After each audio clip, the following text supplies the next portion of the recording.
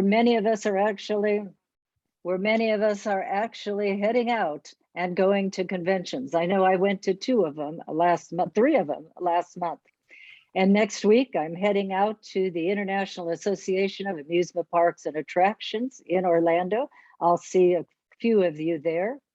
I know Susie Ogahara is heading to NIGA, the National Indian Gaming Association, and it is that season. And for all of us Toastmasters, as we play with, are we going back to meet in person or go hybrid? Today's workshop is going to serve both groups very, very well.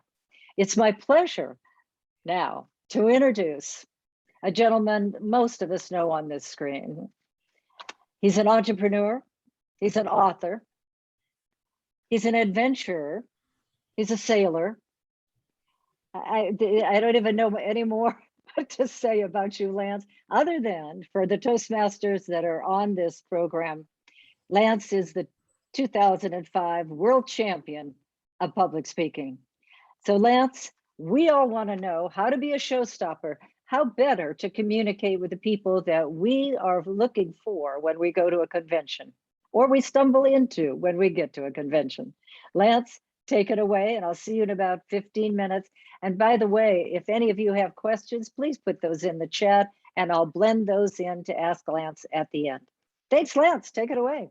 Thank you, Roberta, and thank you for everybody showing up today to go over this subject. And this is really, you know, I think it goes way beyond conventions, but we're focusing on conventions. But how do you walk up to people and introduce yourself and start a conversation and stop that individual and engage them, and so that you can find out what's going on, and you know, in any aspect of life. And I put together some real simple things that I have done for years, and examples, and how would I say, just the viewpoint that I have going out there. So we're going to spend about 15 minutes walking through some of this. And then, as Roberta said, we can have some Q&A and discuss how do you do it. But I got to tell you, the ability to walk up and communicate with people and meet people has probably opened so many doors in my life, because if you're not engaging with the world, you're huddled away in this little shell and you don't get the opportunities that you would.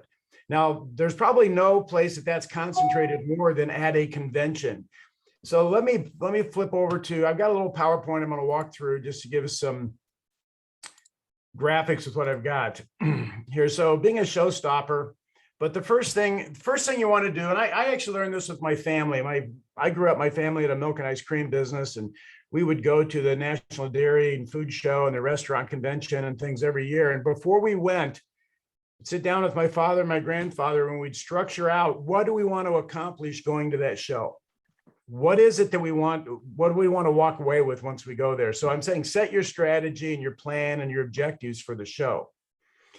And when we look at this, there's really 2 ways we can go about it. We can be an exhibitor, or we can be an attendee in the show. I got to check something. Yeah, I got to see if I've got, I'm afraid I might have pulled the wrong PowerPoint up, but that's okay. We'll make it go right. On that, because I had a whole other one I just created. So we'll see what happens here if I got the right PowerPoint up or not. So there's 2 viewpoints. If you're an exhibitor, you're in a booth, and you got to stop people and get them into your booth.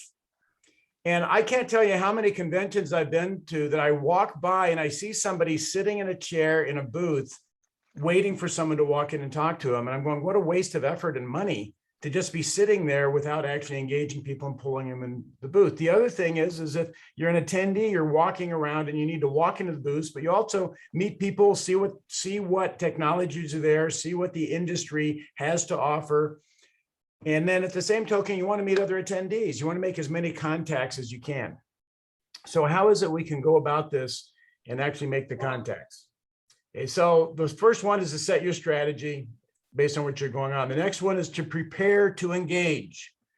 And what I have to say with that is that there's a certain mindset that you have, that you're actually going into sort of a game with this thing. Now with it, I pulled up a little video.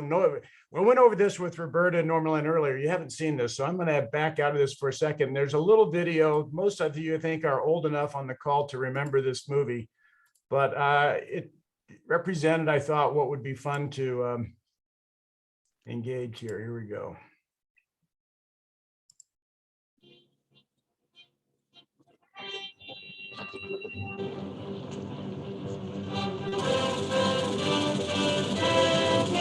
Keep the change. Think big. Think positive. Never show any sign of weakness. Always go for the throat. Buy low, sell high. Fear, that's the other guy's problem. Nothing you have ever experienced can prepare you for the unbridled carnage you're about to witness. Right. Super Bowl, a World Series, they don't know what pressure is. In this building, it's either kill or be killed. You make no friends in the pits and you take no prisoners. 1 minute, you're up $500,000 in soybeans, and the next, boom, your kids don't go to college and they've repossessed your Bentley. Are you with me? Yeah, we gotta kill him, motherfucker! We gotta kill him! Okay, so you're prepared. Oops, now I gotta turn that. Now I gotta get that off. Hold on. There we go. Okay. I remembered that scene from Trading Places, and it was just like, okay, we're going on the trading floor. This is what we're doing. And so we're going to walk through this PowerPoint. What happens on some of these things? I spent a whole morning putting this one together, and for some reason it didn't copy, and I've got my other PowerPoint. But we're going to run with this and have fun no matter what here.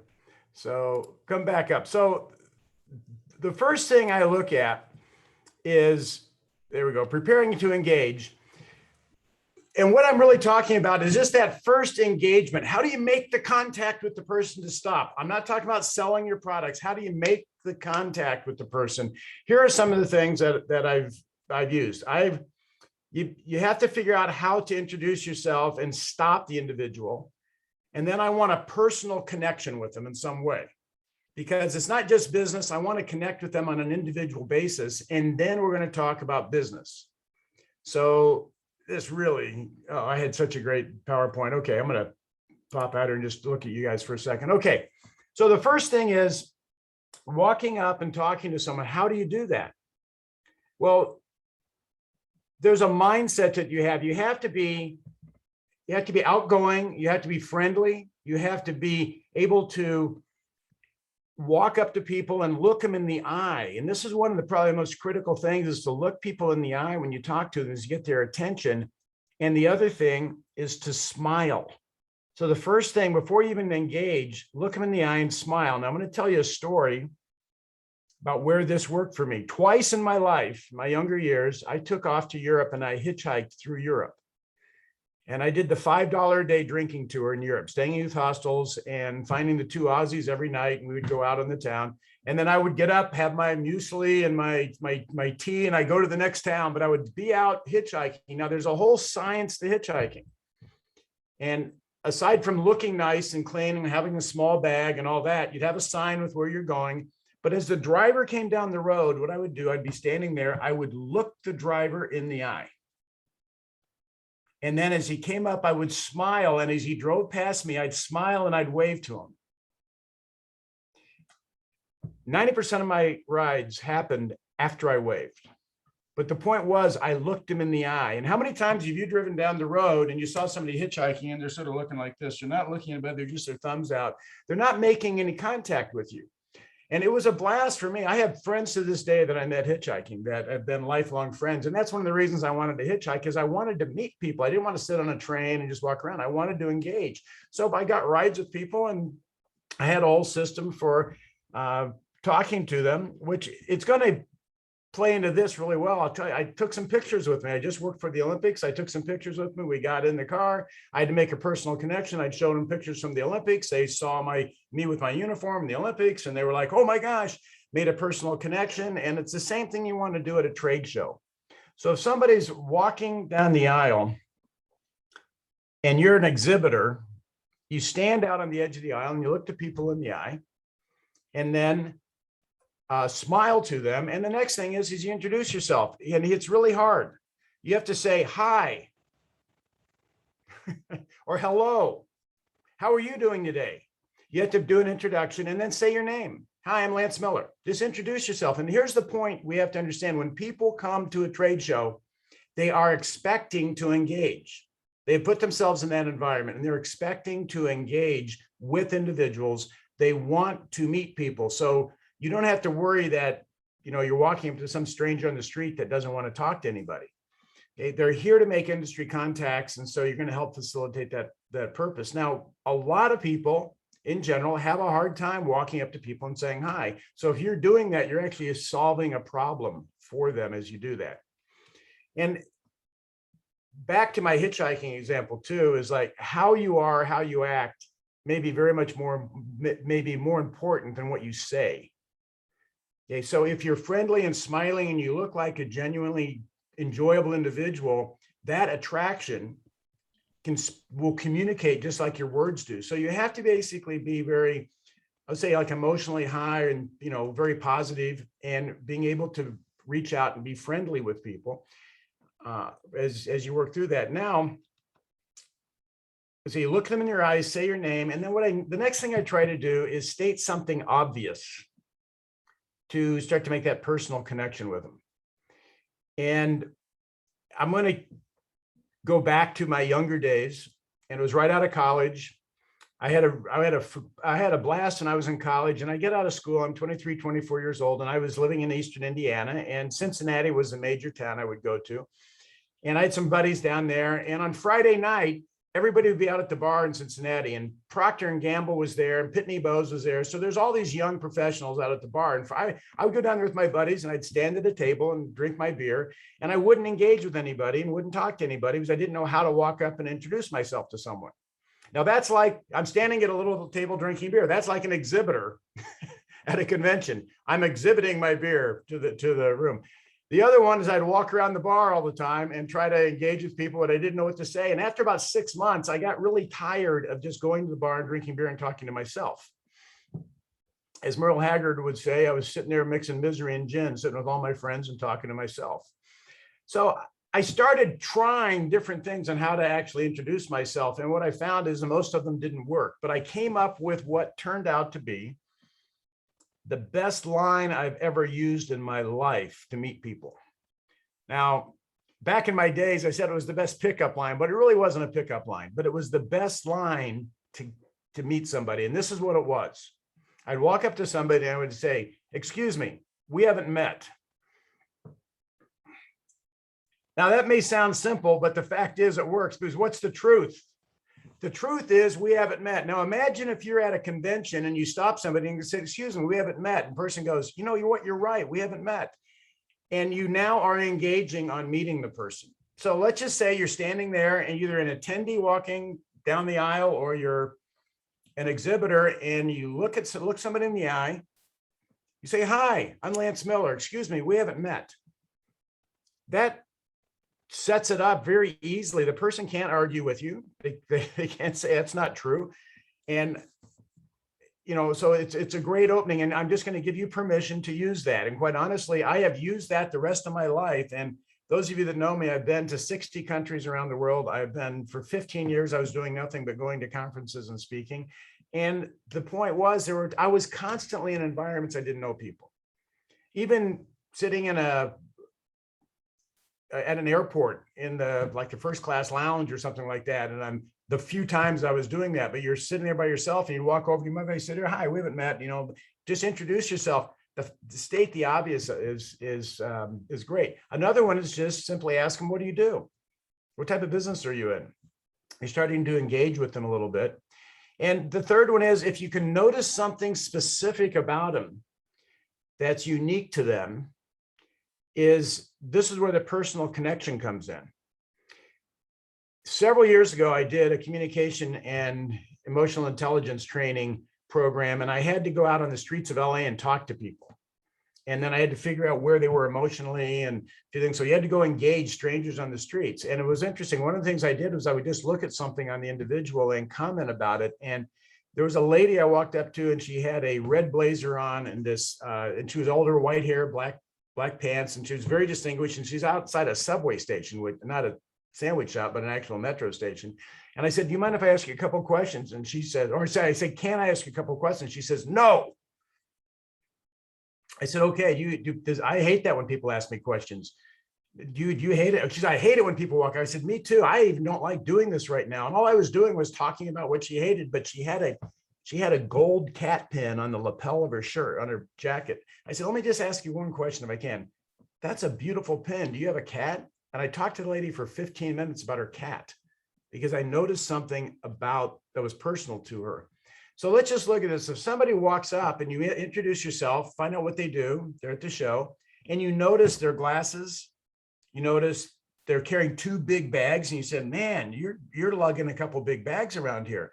One of the things I was talking with Norma Lind and Roberta earlier, I said, notice their shoes. And I said, I notice people's shoes all the time. You're at a show and they're wearing running shoes. Why? Because you're on your feet all day. But I've been at shows where I see a lady walking up and she's got a pair of high heels on. And I look at her feet and I go, oh my gosh, how can you walk around in those shoes all day? And then we get in the conversation. But what it does, it makes it personal at that point. It's not just business. You're actually engaging them in a personal manner. Now let's start to move it. So we make a little personal connection. Now let's start to move it over into business. Now, the same thing is you want to ask questions that require dialogue to answer. You don't want to ask questions that have a yes or no response to them. So you wouldn't say, are you enjoying the show? Yes. Okay. Have you walked the entire show yet? No, I haven't. So rather than that, saying, what is it you're enjoying about the show? Have you seen anything new out there? What is it you're wanting to get out of the show? Questions that would require dialogue so you can talk to them and start to get the conversation going. Couple other points I do, and again, I'm noticing things about the individual. They have a name badge on and they have a company name, and sometimes they have a logo with that, or they'll have some logo on them about their company. I'll comment on their logo or the name of their company. If it gets my attention, I'm going to go, that's an interesting name. How did you guys come up with that? And it's amazing just putting some attention on something like that. And they go, oh, well, this is what happened. Or we started out as this. You're engaging that individual on a personal basis. Another great clue is where they're located. I'll give you a couple examples. Maybe they're located in a town you've never heard of. It says you're in Orlando at the IAPA show, and it says Mumbo Jumbo, Florida on it. And you look at it, you go, where is Mumbo Jumbo, Florida? That's what your attention's on. And the thing is, I go, everybody asks that. We're just 20 minutes from here, but nobody knows we're here. It's this little town, which is a great little place. They'll tell you all about it, but that's a real question. The other one, let's say they're in New York City and they're on 115 32nd Street. And you go, now, wait, is that East 32nd or West 32nd? I'm trying to remember where is that in New York? And they'll describe it. You say, now, is that down around Parsons School of Design? Or yeah, they go, we're 4 blocks from Parsons. Oh, I know exactly where you are. You just made it personal with some information that was on their badge that you can talk to them about. And then go ahead and let's do some more engaging questions about, are they seeing anything new? Do they have new technologies? If you're an attendee coming into a booth, a great question to ask, do you have anything new this year? Do you have new technologies or new products? And that gets things going very quickly on the conversation. The other thing is if you're an exhibitor with attendees coming in, you can tell them about your new products, or if they saying, are you seeing anything new at the show? Okay. And with this is also, I said, what kind of work are you in? You want to find that information out. The main point I want to make, and we're going to whip over right now to it in just a second into some Q&A, is the hardest thing I've seen people have the problem with, and that same thing I struggled with back in fortunately, I got over it by the time I was about 24. But first couple of years out of school, I had a really hard time walking up to strangers and introducing myself. Quite honestly, once I figured that one line out of excuse me, we haven't met, it just opened the door for me to meet anybody I wanted and talk to anybody I wanted and have the confidence to walk up and engage them. And that's what I see a lot of people have a problem with, is just that first initial contact. How do I walk up to somebody and make contact with them? So remember, when you're at a show, everybody's expecting that. And you have to get yourself pumped up a little bit like Dan Aykroyd and Eddie Murphy did there. Get a little pumped up to go out and meet people and make as many contacts as you can. And if you're going to be a little shy wallflower, well, you don't really have any business being at a convention where you have to engage with people. You got to get over that. Get out of your own comfort zone and engage people. Now, the last thing I want to follow up with you on is after the show, you take some notes, you meet somebody. When you get the right time, sometimes you can do it right in front of them, and other times it's better to do it afterwards. make some notes about what the conversation was. If you want to follow up with them, the personal aspects on it that you remembered, so that you can follow up after the show. And there's a 72-hour rule that, and I know Roberta has been trained in this when she had we were going over this great training with some major companies, is following up within 72 hours of that show. So you can say, I met you at the show. Now, as an example, with the upcoming show that we're doing this for, the next week is Thanksgiving. It may not work to make a phone call, but you want to at least get an email in there within 72 hours. I want to follow up with you and get that dialogue going immediately after the show. So make sure you keep your admin in on everybody you're meeting, and you can go back, start throwing that communication out, and then you're going to get the benefit of going to the show. So with that, Roberta, let's turn this over to some Q&A. I know I burned a little more time than we wanted to, but hey, that's problem Lance, Lance, you know, I can listen to you all day, as can most of the people that are on this call. So no problem whatsoever. But I do have some questions. And again, for everybody on the Zoom cast, if you have questions, feel free to put that in the chat and I'll blend those in. All right, so to my questions, Lance, and I'm being very selfish. I'm going into IAPA next week. I need to get my convention attitude back on. I love that you did that, because I went, wow, the last couple of shows last month, I was a little on the tentative side, and that's so unlike me. So I love that. So I, just like get your attitude on. What do you do to get your attitude in place when you go out to meet people, or you go out, other than put a beer in your hand and salute everybody? Roberta, is there secrets? Well, the biggest thing, Roberta, I got to do is toning myself down. No. First of all, and this has developed over a lot of my life, but I have a genuine appreciation and like for people. I really enjoy people. And I think that's one of the things you have. When you run into people who want people to enjoy them, they're not usually good people, but I genuinely enjoy meeting people. But there is a bit of a mindset that you have to get into of just starting. And one of the things I was going to say is if you are someone who's a little timid or you're a little unsure, team up with somebody else and say, let's see what works. Let's try some different things, and let's walk up to people together and introduce ourselves, so that you're not doing it by yourself. But if you're going into that show, pick like 10 people. I'm just going to walk up to 10 people and say hi and engage, and with no purpose other than just breaking the ice with them. And you sort of get used to that. Okay, I'm over the hump now. I'm warmed up on it. I can walk up. But walk up to them, and then you're sort of in the zone a little bit more from that standpoint. But there is an emotional high, just for those of us that speak.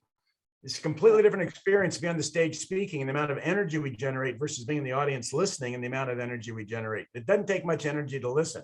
It takes a lot of energy to be up there and speaking from that standpoint.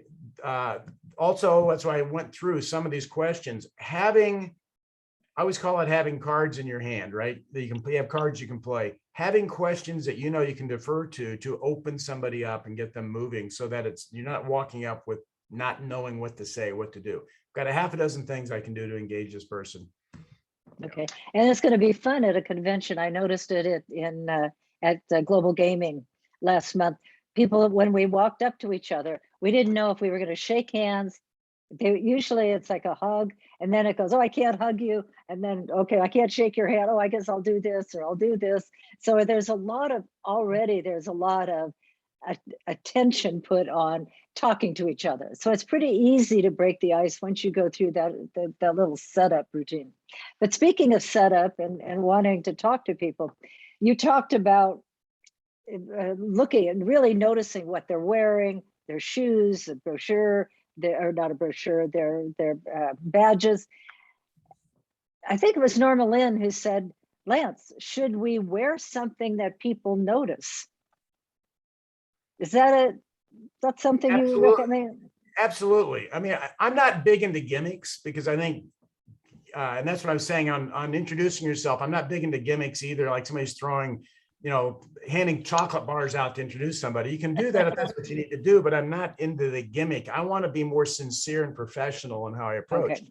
But having a tie that is loud or has something on it, or maybe the jacket's a little louder from that standpoint, or maybe you have a cap on it with it, or you have a funny button you're wearing, something along that line that actually engages people from that standpoint, I think are great in those situations. And the point is, so many conventions, people are a little too serious, and it's really fun if you're just sort of like having a party with it. And it's just like, you're just having a fun time walking around, and seeing people. And so, yeah, having something like that you stand out a little bit, I think is very advantageous. Excellent. All right. So we have a couple of questions, Lance. I'm going to blend them. I'm going to start with Diane. I'm going to start with your question first, and then Doug, I'm going to go to yours. Excuse me. Diane wanted to know, as part of your follow-up with new contacts, do you usually connect on LinkedIn? Any tips on the message for connecting, e.g. reminding them how you met, etc.? Well, if you have, for me, and this is how I go, to me, LinkedIn is less personal than an email directly to them. I do have a lot of people that contact me on LinkedIn, but primarily because they don't have my personal email address. And so if you got a business card from me, you have a personal email address, I think that's more of a direct way to connect to them. But if you just met them and you didn't, LinkedIn's fine, you have a personal message on it. But I also think making that communication personal to them is very critical. And so, if you say, hey, you remember I met you and we talked about this, or you have, you like bass fishing. I don't remember, if you remember, we talked about bass fishing in Alabama, or whatever the conversation was. That's why your notes are important. Or I was the one wearing the orange blazer with the blue stars on it, and you're wearing something that gets attention to it from that standpoint, and making it personal so they know it's not just as we all get just spammed to death on both email and LinkedIn. The amount of stuff I get coming through on LinkedIn where I'll accept somebody, then I get a whole series of LinkedIn messages that I know are not written to me personally. They just have them automated to come to me. That basically does not make me want to communicate with the person, but keeping that's why that introduction and making a personal connection to them, to me, is so important. Good. And then Doug, I'll get to your question in just a second. We were talking with a LinkedIn and Google marketing gentleman yesterday, and he mentioned the fact that it depends a lot on, and Diane, this is to your question, a lot on the demographic, the age difference, because a lot of the decision makers don't want to do that via LinkedIn. They want it via email, and they'll read the emails before they go to LinkedIn. So the question, Lance, is, do we ask them as we're wrapping up our quick little conversation? I'm going to reach out to you next week. Would you prefer if I reach out to you tonight for LinkedIn or email? Is that appropriate? Absolutely. It's more personal. It's tailored to their desires and needs. And if they have a preference, that's really nice that you're going to communicate to them on their preference versus just, communicating to them in a way maybe they don't want to receive the communication. So that itself makes it more personal. Good. All right. Thanks, Lance. Now, Doug, I'm going to get to your question. Lance, and this is for our Toastmasters on the call. Lance, when we were all meeting in person, you and I would often talk about when guests would come into the room, we had a bad habit of, all of us had a bad habit of running up and saying, do you want to join? Do you want to join? And of course, the first thing they'd say, well, no, I know how to join. Just like, don't, and then we may never see them again. Doug's question, though, is very appropriate, because he said, what have been the best media or ways to reach people who might become Toastmasters? And then also go back to that personal connection before you actually market to them. Sure. I think, first of all, the best medium for getting people into Toastmasters is a personal invitation. And whenever I've done surveys with people, that's how most people have gotten in. I know that from a social or internet standpoint, Meetup has been very successful. I think, Facebook is successful depending on how you run your programs, but that does not supplant that personal invitation to bring somebody in. And in our club, and the way I focus on it, I will ask people personally to come to the club. We do have, and Jeff Harmon's on this call, who's our Vice President of Public Relations, we do have a pretty good presence on the web, and we do get a lot of visitors coming from around the world. But we also have the added value in our club is that we have Roberta and we have me, and we've both been internationally known in Toastmasters. And so people know us and they'll come because they've heard us talk, or, they're aware of who we are. And so they sort of seek us out from that standpoint. But I know that Meetup's been very successful on that. The other thing is I say, once somebody comes and get their email address, we email once a week. Don't take them off the list. We had a lady come back after 12 years and join the club one time. So keep them on the That's so true. So true. Wow. All right. The Casey Everhart, who Lance, you remember, who was a Toastmaster back in the day, as well as Norma Lynn and Heidi. We all spent time at Toastmasters. Casey, who now has won many awards in the marketing world, always reminds us, number one, to find a tribe. Second, once you've got a tribe, engage with that tribe. And then, and only then, can you market to the tribe. What are your thoughts about that, Lance? Well, again, in the number of businesses I've been in, and we've had to I think I probably had 6 different businesses that we had to restructure that I was in. And I wasn't looking to do turnarounds. I just happened to be in a business that the technology changed or the economy dumped or something. We had to figure out how to restructure it. And right now I'm launching a new business. I'm about 7 months into it. And you have to know who your proper public is. Who is the buyer of your product? And that sort of becomes your tribe. And then who also are the supply channels that are aligned with that. And so, yes, you have to identify those components. The point, and I think one of the double-edged swords of our technology, one of the cutting edges on it is we're so technologically advanced right now that we can put so many things on automatic, and we lose the personal component, that personal engagement. And through the National Speakers Association and through all the other online training, I've done 2 internet startups. And so the whole thing about email autoresponders, and I was trying to market my online summit I did with world champion speakers. And I hired this guy and we did all these autoresponders on Facebook Messenger and stuff. And people thought they were talking to me. And at the end, they found out they were talking to a robot. And they were actually a little bit irritated that they weren't talking to me because they wanted to be talking to me. And so the personal engagement is very important. And as I always say, we're human beings. We are not computers. We're not zeros and ones. We're sentient, feeling individuals with our own free will, our own consciousness, and we have to engage with human beings. And you do that human being to human being. So that's why I think it's important to call somebody up, talk to them, do a Zoom call if you're not close by. If you can't go out and meet with them, go out and meet with them. I am huge about, I will hop in the car and drive 4 hours to have a meeting with someone because I want to meet with them personally. And I just had a situation where I drove all the way to Tracy, California for a 45-minute meeting, which is just south of Sacramento. I drove 700 miles that day, and I meant to have 3 meetings, but I only had 1. But I drove 700 miles to have a meeting with one person. Now I had dinner with somebody else and some other stuff, but now one person. But I sat down with that for 45 minutes, but that made all the difference in the world. So my big thing is connect with people as people. And people like to do business with people they like and they trust. And they also want to do business with people that they want to see succeed as well. So if they actually have a likeness for you and they want to see you do well versus you're just some sales guy who comes in and you're trying to, sell them the next product and then you're on to the next person. Good. Lance, thank you. I've heard you talk about the absolute crucial importance of having good manners when you go to a trade show or you go out and meet. Why don't you just talk about that for a moment? Yeah, manners are actually something that we don't get, that we don't talk a lot about. We're told to have good manners when we're kids. And that's like, holding your fork correctly and chewing with your mouth shut and stuff like that.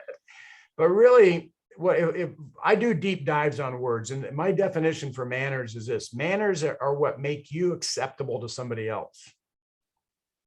Very good. So if you want to be acceptable to somebody else, you have proper manners. And a couple of things that I've learned really are key to manners. One is listening to people more than talking. Really letting people know that you heard them and you appreciated what they said. And with that, it is granting importance to the other person, that you make them feel like they are important and they're special. It's very rude to make somebody feel less than they are, or they're not interested in them. And one of the ways to show you're not interested is to not listen to them. And so it's like that their input is not of any consequence to you, and now they feel lessened. And so like I said, proper manners, what makes you acceptable to other people. We all like to be around people who we feel important around, versus being around people who feel we're not worthy to talk to. I mean, who wants, and we've all been there, okay, from that standpoint. The other thing is there are habits that in society and in individual cultures, I'll give you a couple examples, just opening the door for somebody, stepping out of the way, or helping somebody carry a bag. Those are good manners. That's being polite. But also, and this is a friend of mine gave the example, if you go over to somebody's house and they take their shoes off the front door and walk around in their socks on their house because they don't want their house dirty, how would they feel if you walked in and you didn't take your shoes off and you walked around with your shoes in their clean house? It's like, that's rude, because you're not following the protocols that organization has. So if you're going in a corporation to work with it, find out what the protocols are so you can properly go through that and you have proper manners with it. And the same thing with, we've all been to conventions where there's somebody that's really loud and hysterical, and they're rude and they're funny. Maybe it's fun, but it's actually disturbing to everybody. That's not the proper protocol for the environment you're in. And we've probably all been to hospitality suites where somebody had one or two too many drinks. Next thing you know, they were either singing or telling off-color jokes, or singing off color. I don't know, but those aren't proper. Done there. Yeah, so just some things on it. But the biggest thing I've seen is really listening and using good communication to listen to people, what people say, and by that granting them, appreciating them, and making them feel important is one of the key components of good manners. Oh, absolutely. And Lance, I think at trade shows, one of the two things that are my pet peeves is when I'm talking with somebody and I'm listening, they are looking over my shoulder to find the next person, or to find somebody that's better than I am, or whatever, or that they could sell to. And then the other pet peeve for me is chewing gum. I've been at shows where people walk up and again, they just go, and I'm like, wait a minute, do that outside the hall. And now we're going to be in a mask at the trade show, so it ought to be interesting. Comments, Lance? No, I was going to say, and the looking over your shoulder, that's one of the points. I'm glad you brought it up, because when you're talking to someone, give them your attention, and that's one of the. And I have a whole thing on attention, but the attention should be on the person who's talking to you, not you're sort of listening and you're scanning all behind them. And I always say it's like, for you women out there, it's like trying to talk to your husband when it's 4th and 1 in a football game, and he's sort of looking over the shoulder. You're in a bar with someone with the TV over your shoulder and you're talking to them and they're always sitting there listening to you and they're watching the TV. The same thing. It's actually rude to do that to somebody. And you can probably do as much figuring out what's rude to figure out what manners are, but what would you consider rude? The opposite of that would be good manners. All right, good. I love it. Thanks, Lance. Let's finish. We've got about another minute before I return control to Norma Lynn. Some last thoughts about being a showstopper, being engaging, marketing. Once to the people that do we market at the show? Do we market after the show? What do we do? Look, everything we do communicates.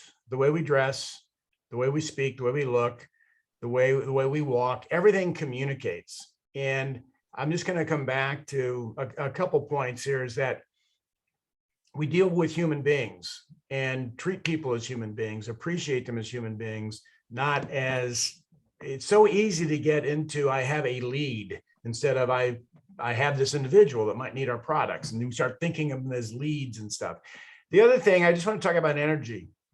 Thank you. We as individuals generate our own life energy. And I teach this in speaking all the time. You see people stand up to speak and they generate the same amount of energy as they would if they're talking to someone one-on-one. It takes a lot more energy to fill a room full of people. But most of our life, we've been told to sit there and shut up. I mean, I grew up with a family of 6 kids, and I was told to shut up for the first 18 years of my life. That's why I've been a professional speaker. I'm trying to balance the flow out a little bit. Okay. But the point is that we went to school. We were never told to stand up and give an original thought and be loud in class, sit there in the seat and be quiet. And so for what happens is we get sort of toned down through our socialization in society, and we go to a convention and we have to stand up and speak. And with our Toastmasters, we see this, people come into Toastmasters and they're speaking and their energy is very atrophied because they've been socialized into not creating effects and being quiet. And we have to get them back up generating their own energy again. So you stand up and you have to talk for 4 to 6 minutes. And how tough is it? They pass out. That's how tough it is. So anyway, we learn to get that energy back up. But what we do is life consists of us putting our energy into our purposes towards our goals. And businesses move forward because of the individual energy that the people in that business put into it. And so don't underestimate the effect you can have through your energy and your drive and your focus and your ability to connect with people on a personal basis to make things actually successful for you. Excellent. Wow. Lance, thanks so much for all of your wisdom and insight. I know you've done, I don't know, hundreds of trade shows over your entrepreneurial life. So we appreciate, yes, and he's got the hair to show for it. Exactly. But we so appreciate everything you've talked about today. And it gets me back ready to go out there. And I got to go back in and watch that clip again, get the attitude back. Yeah, I'm going out there. Because it is all about attitude. I was putting this together this morning and I just thought of that and I went, I remember that scene so well from Trading Places. Fortunately, we have an audience that can appreciate it as well. So many times I talk to audiences that don't know what Trading Places was. And, anyway, that's a whole other story. So as I always said, my mentor in my early years in life, when I would mess up, he pat me on the back and he says, Lance, the good Lord doesn't give you youth and wisdom at the same time. And then he'd wink and he'd say, but you should enjoy each while you have them. And I just want to compliment the audience here today that we have a very wise audience here listening to us today. So. All right. Lance, thank you so much. I know we have another question. Norma Lynn, I'm going to take one more minute to have a question from Art to you, Lance. What are your first few sentences about whether or not and when and how they hire speakers or trainers? Well, my first few sentences on that, I don't totally understand the question on who does, but let me just give you this answer. Speakers and trainers, it's not so much about speaking as it is about expertise. And so in the Toastmasters world, quite often, we are very relieved we can actually stand up and speak and say, I'm ready to be a professional speaker. But what corporations or associations are looking for is expertise in an area. Absolutely. 4 primary questions you have to ask yourself. The first one is, what problem do I solve? The second one is, who has that problem? The third one is, where do I find them? And the fourth one is, how do I monetize solving it for them? Wow. Those are the 4 questions. And once you get that nailed, who's got the problem or what's the problem I'm solving? And none of that said, can I speak well? And I'll tell you, there's a lot of professional speakers that are not great speakers, but they're great experts and they get hired because they're experts.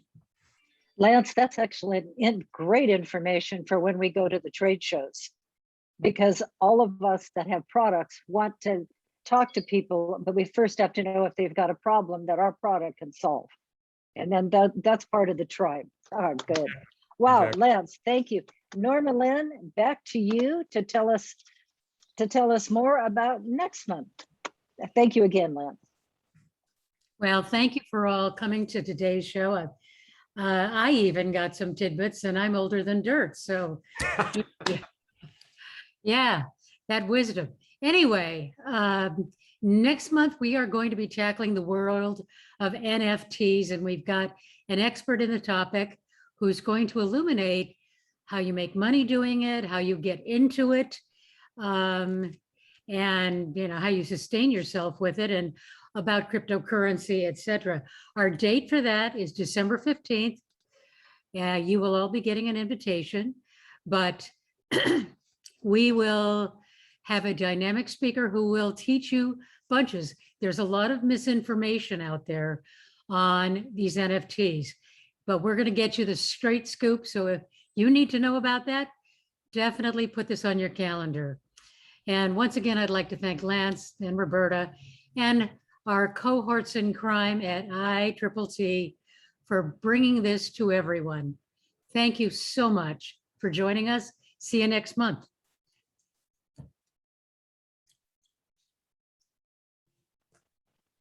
Thank you, everyone. Thank you.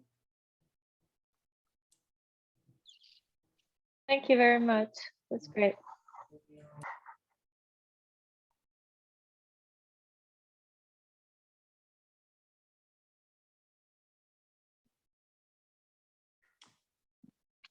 Roberta, are you going to stay on for a sec? Yes. Thank you. That was great. So Heidi, Susie, and I, and Norma Lynn, if I think we lost her, but usually we're on for a second. Thank you, Lance. Love Dee's hair. Yeah.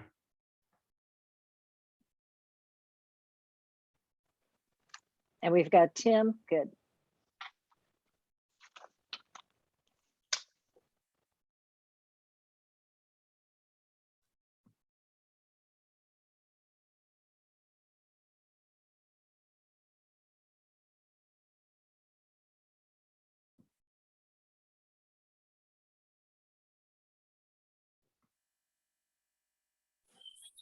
Her cleared All now. right. Did Norma Lynn dropped off, right, Tim? Yeah, she's not on anymore. I can text her. Okay. Okay. All right. Well done. Thanks. Just a quick question. It's probably to Heidi. I'm not sure, but I noticed this the first time, but the whole registration process for these, is there a way that you guys can put something in that it doesn't require them sending you an email, an RSVP, that it's more of an automatic system? Yeah, well, we're switching. Can you hear me, Lance? Yeah.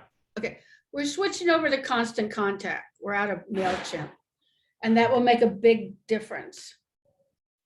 I don't know what happened here.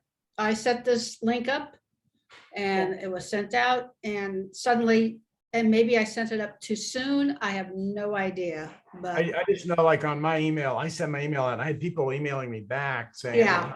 Sure. And the thing is, because they have to send you an email versus just click this link and it put your name in, you're registered. And that almost all the events that I do, you just put your information in and you get the link and you get a reminder and it's all set. and you're on Constant Contact, aren't you? Yeah, but I don't, Yeah.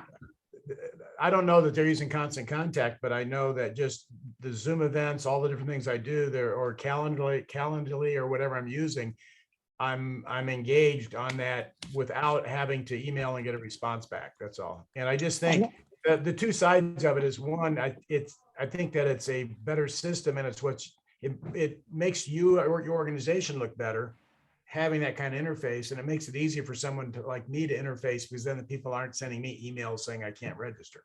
Yeah. You know? Yeah, Well, and I don't what's think any of us are arguing that at all, and we have not been happy with this from the beginning.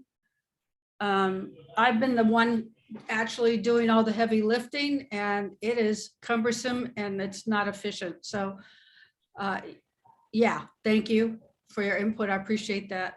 Sure. We're moving then- out of this. And then Heidi, we can always get you with one of, like with Jeff or one of the other people, because all the Toastmasters that are on the call are very used to that.